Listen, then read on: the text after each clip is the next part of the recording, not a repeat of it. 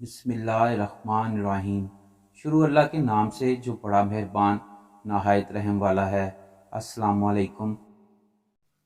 حضرت عبداللہ بن مسعود رضی اللہ تعالیٰ عنہ بیان کرتے ہیں، جب رسول اللہ صلی اللہ علیہ وآلہ وسلم کو معراج کرائی گئی تو انہیں سدرۃ المنتہا تک لے جایا گیا۔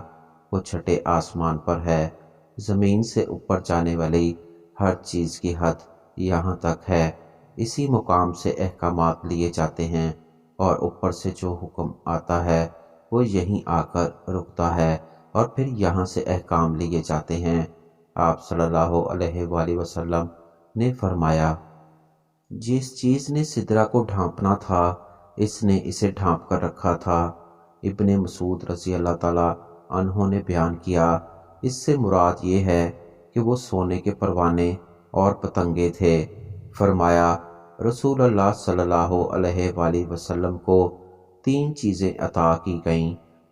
آپ کو 5 نمازیں عطا کی گئیں، سورہ بقرہ کی آخری آیات، اور آپ کی امت میں سے جو شخص اللہ کے ساتھ کسی کو شریک ٹھہرانے جیسے کبیرہ گناہ نہیں کرے گا اس کو بخش دیا جائے گا۔